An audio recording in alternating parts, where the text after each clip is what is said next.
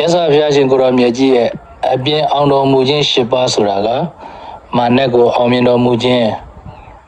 ဘဂဗြဟ္မာကြီးကိုအောင်တော်မူခြင်းအင်္ဂုလိမာလကိုအောင်တော်မူခြင်းသစ္စကပရိပတ်ကိုအောင်တော်မူခြင်းအစရှိသည့်ဖြင့်အပြင်ပရန်သူများကိုအောင်တော်မူခြင်းလို့အဓိပ္ပာယ်ရပါတယ်အတွင်းအောင်တော်မူခြင်း၈ပါးဆိုတာကအတွင်းကိလေသာများကိုအောင်တော်မူခြင်းလို့အဓိပ္ပာယ်ရပါတယ်ဒီအောင်တော်မူခြင်းကာရများကိုဘေခိပကာလာကပူဇော်ထားခဲ့တယ်ဆိုတာအတိအကျမသိပေမဲ့လို့အင်းဝခေတ်မှာတော့ဒီကာရများကို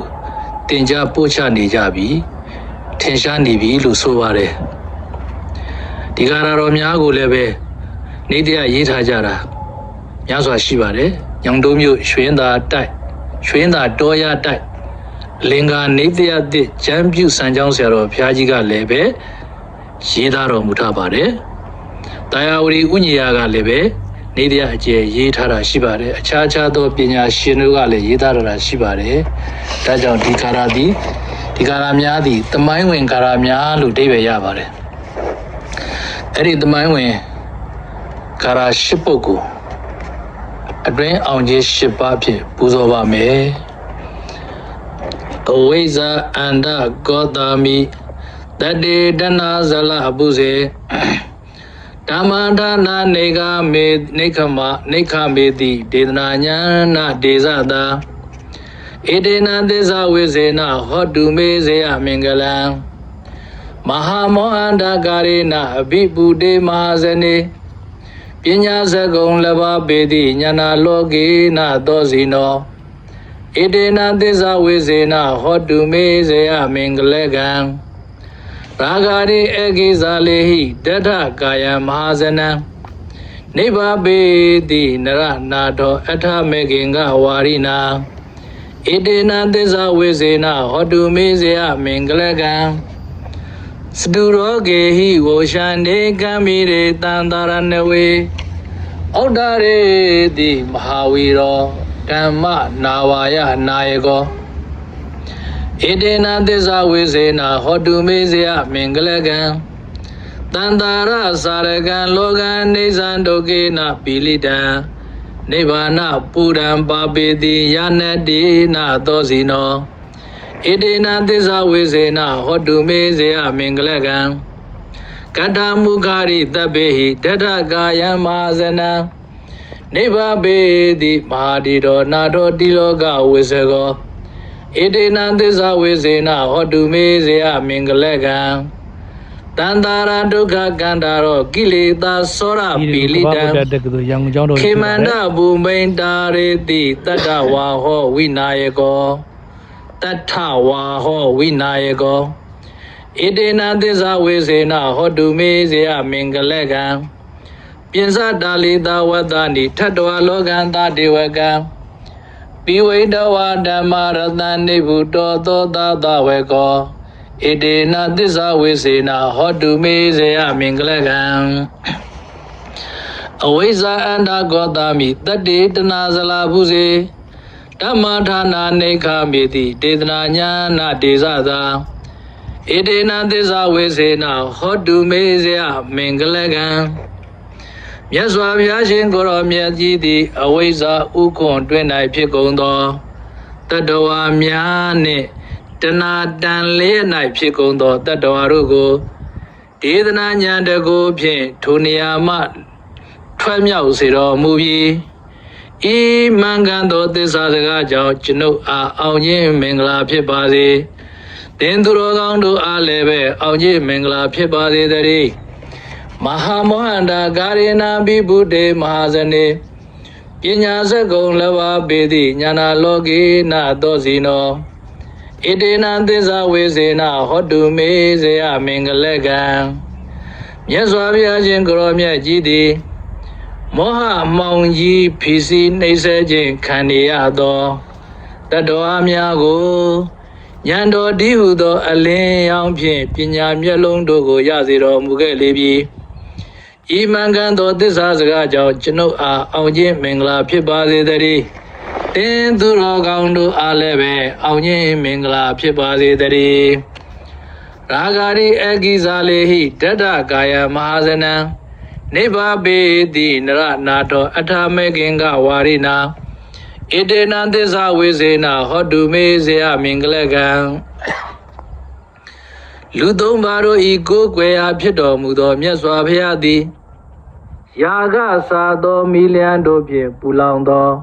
ကိုရှိသောတတ္တဝါများကိုမေခင်ရှိပါတိဟုသောရေစဉ်ဖြင့်ညှိစေတော်မူခဲ့လေပြီဤမှန်ကန်သောသစ္စာစကားကြောင့်ကျွန်ုပ်အားအောင်ခြင်းမင်္ဂလာဖြစ်ပါစေတည်းတင်းသူတော်ကောင်းတို့အားလည်းပဲအောင်ခြင်းမင်္ဂလာဖြစ်ပါစေတည်းစတုရောဂေဟိဝောရှန္တေကံမိရေတန္တာရဏဝေဥဒ္ဒါရေတိမဟာဝေရောဓမ္မနာဝါယနာယကောဣတေနသစ္စာဝိစေနဟောတုမေဇယမင်္ဂလကံ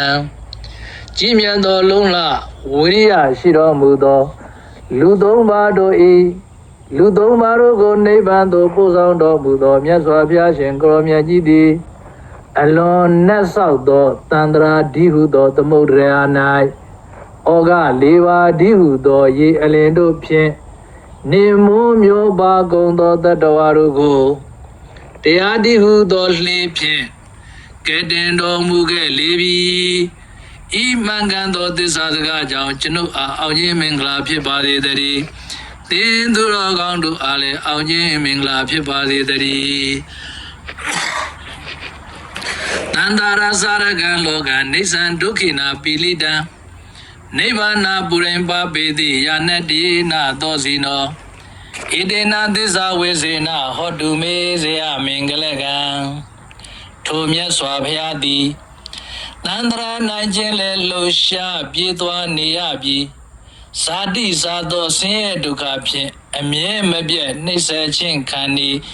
ရသောလူအပေါင်းတို့ကိုအနိစ္စဒုက္ခအနတ္တဝိပဿနာယင်သုံးပါးဖြင့်နိဗ္ဗာန်ပြည့်မြတ်သို့ရောက်စေတော်မူခဲ့လေပြီဤမှန်ကန်သောသစ္စာစကားကြောင့်ကျွန်ုပ်အားအောင်ခြင်းမင်္ဂလာဖြစ်ပါစေတည်းတင်းသူတော်ကောင်းတို့အားလည်းအောင်ခြင်းမင်္ဂလာဖြစ်ပါစေတည်းကတ္တမုဂရိတပေဟိတရကာယမာဇနံနိဗ္ဗာပေတိမဟာတိရောနာတောတိလောကဝိဇကောဣတေနသစ္စာဝိစေနဟောတုမေဇယမင်္ဂလကံကြီးမြတ်သောပညာရှိတော်မူသောလူသုံးပါးတို့ဤစေတမသဖွယ်ဖြစ်တော်မူသောမြတ်စွာဘုရားသည်ကတ္ထမုခစားသောငွေလေးကောင်တို့ဤကြိုက်ခဲခြင်းကိုခံရသောကိုရှိသောများစွာသောတတ္တဝါပေါင်းတို့ကိုဒေသနာအမြိုက်စေတိုက်ကျွေးသောအဖြစ်ငြိမ်းစေတော်မူခဲ့လေပြီဤမှန်ကန်သောသစ္စာစကားကြောင့်ကျွန်ုပ်အားအောင်ခြင်းမင်္ဂလာဖြစ်ပါစေတည်းတင်းသူတော်ကောင်းတို့အားလည်းအောင်ခြင်းမင်္ဂလာဖြစ်ပါစေတည်းတန္တာရဒုက္ခကန္တာရကိလေသာသောရပိလိတံခေမန္တဘူမိန်တာရေတိတတ္တဝါဟောဝိနာယကောဣတေနသစ္စာဝေစေနဟောတုမေဇယမင်္ဂလကံယေမှုတပွဲဖြစ်တော်မူသောတတ္တဝါတို့ကိုနိဗ္ဗာန်သို့ပို့ဆောင်တော်မူတတ်သောမြတ်စွာဘုရားသည်ကိလေသာခိုးသူတို့၏နှိမ့်ဆက်ခြင်းကိုခံနေရသောတတ္တဝါအပေါင်းကိုတန္တရာဆင်းရဲခရီးကဲမှဘေးမရှိရာနိဗ္ဗာန်သို့ပို့ဆောင်ထုတ်ချောက်ကူးမြောက်စေတော်မူပြီးဤမှန်ကန်သောသစ္စာစကားကြောင့်ကျွန်ုပ်အားအောင်ခြင်းမင်္ဂလာဖြစ်ပါစေတည်းတင်းသူတော်ကောင်းတို့အားလည်းအောင်ခြင်းမင်္ဂလာဖြစ်ပါစေတည်းပိစတာလိတာဝတ္တနိထတ္တဝလောကတတေဝကံပိဝိတဝါဓမ္မရတနိဗ္ဗုတောသောတတဝေကောဣတေနသစ္စာဝိစေနဟောတုမေဇယမင်္ဂလကံဆိုခဲ့ပြီးသောကျေးဇူးဂုဏ်ပေါင်းတို့နှင့်ပြည့်စုံတော်မူသောမြတ်စွာဘုရားသည်45ဝါကာလပတ်လုံးဖရာအဖြစ်၌တည်တော်မူ၍နန်းနှင့်တကွသောလူပေါင်းတို့ကိုတရားတည်ဟုသောအမြတ်ရသာကို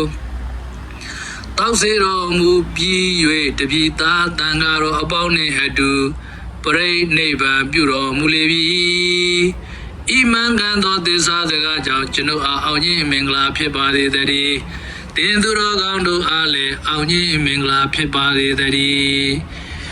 ဤအတွင်းအောင်ခြင်း၈ပါးကိုပူဇော်ရတဲ့ကောင်းမှုကုသိုလ်၏အစွမ်းကြောင့်ကျွန်ုပ်နှင့်တကွတင်သူတော်ကောင်းတို့အားအောင်ခြင်းမင်္ဂလာအဖျားဖျားနှင့်ပြည့်စုံပါစေတည်းသာဓုသာဓုသာဓု